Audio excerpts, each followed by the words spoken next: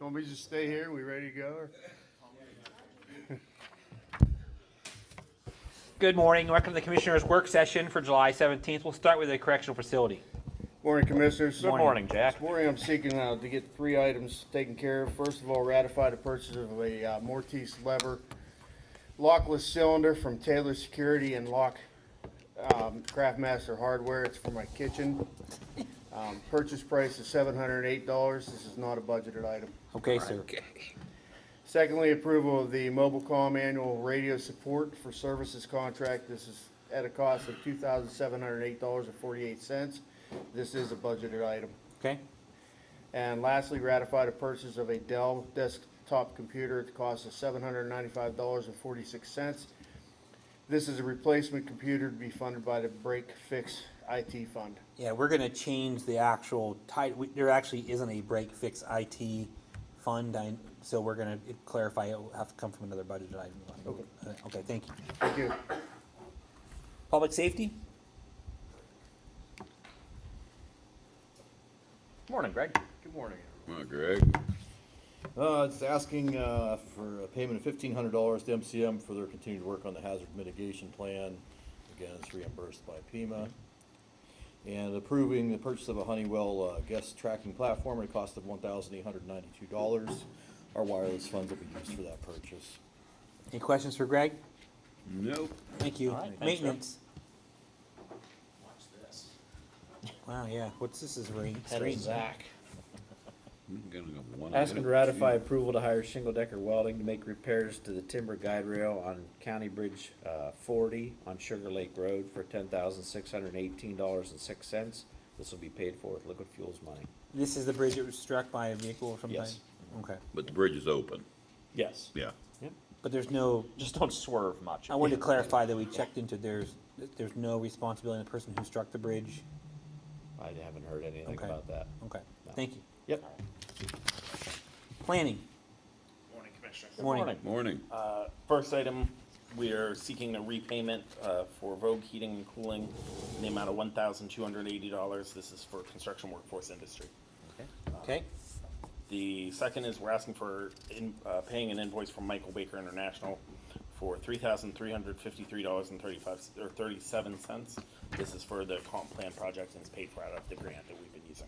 okay, We're also asking for approval to pay an invoice to Blooming Valley Landscape and Supply in the amount of $16,047. This is for the Venango Borough Carl Gordon Park project, and it's the first invoice of multiple coming through for that project. It will be paid for out of the 2021 CDBG program. okay, We're also asking for approval to pay an invoice to the city of Meadville in the amount of $11,128.87 for reimbursing their Q2 code enforcement wages.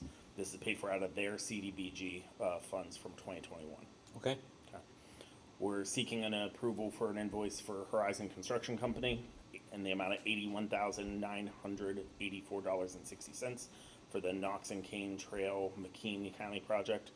This is paid for out of ARC, and I believe I will check on this before the regular meeting, but I think this is the final payment on that project. okay, Oh, great.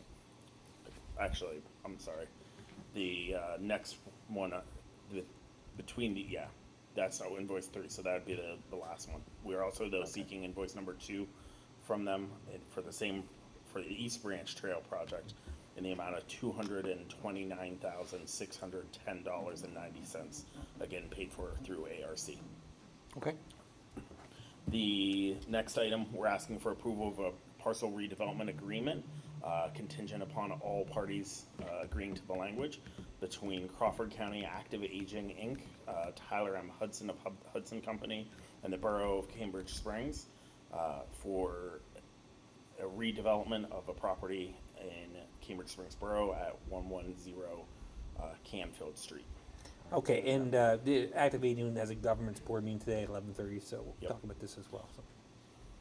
We're also asking for approval on a cooperation agreement between Crawford County and Vernon Township for the administration of the township's CDBG grant program. Every 5 years, we have to update these contracts. Okay. And then finally, we're asking for a partial payment for the Pennsylvania Environmental Council. This is for reimbursement of administrative services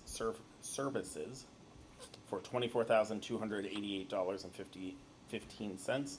This is paid for out of ARC's Power Grant and is associated with the Knox and Kane Trail and East Branch Trail projects. Any questions for Zach? A partial payment of the invoice?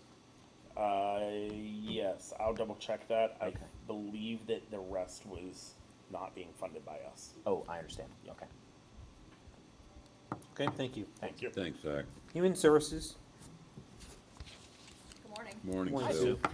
I'm requesting approval of the contract with Mercer County Behavioral Health Commission for reimbursement for the mental health boundary spanner position and the person-centered program.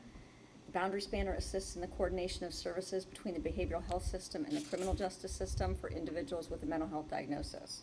The person-centered program has funds available that are intended to be used by an individual who has mental health and criminal justice system involvement, and they're intended to be a short-time, one-time cost that will assist an eligible individual to quickly establish or maintain decent, safe, and affordable housing in the community.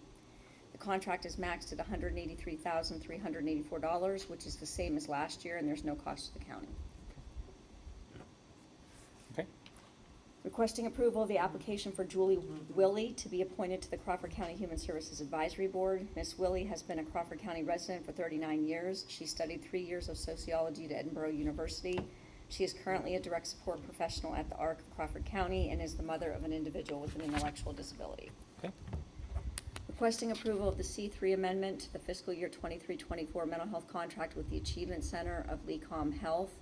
This amendment is increasing the total contract maximum. They pulled down all of the funding, and the increase is needed to cover the June invoice. Okay. Requesting approval of the C3 amendment to the fiscal year 23-24 MHID contract with Crawford County Mental Health Awareness Program. There is no overall change in funding. We're just moving funding between line items. Requesting approval of the F2 amendment to the fiscal year 23-24 mental health ID contract with Youth Advocate Programs. This amendment is combining the separate maximums for 2 services into 1. There's no overall change in funding, we're just combining the 2 lines. Requesting approval of the fiscal year 24-25 CYS contract with Children's Aid Society of Mercer County for foster care services and the Creating Foundations program. These are the same services that we contracted for in fiscal year 23-24.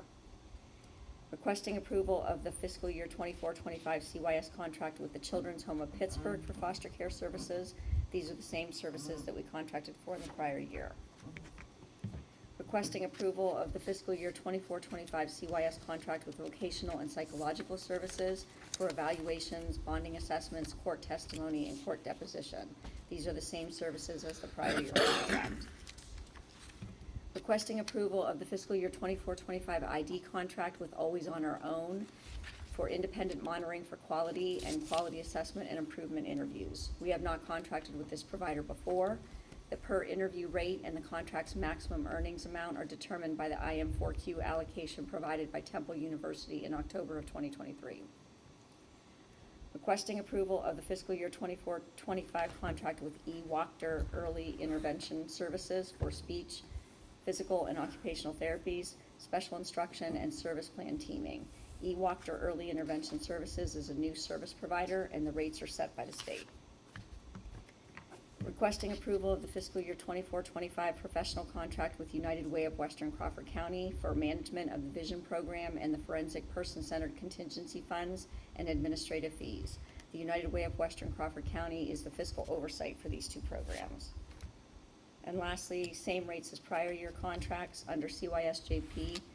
I have Diversified Treatment Alternative Centers for residential treatment and inpatient diagnostic evaluation, Genesis House for residential treatment, and under MHID, I have Corey Counseling of LECOM Health for individual, group, family, outpatient therapy, and psychiatric evaluation and medication management, and Valonia Industries for community and facility participation support, medical environment, and transportation.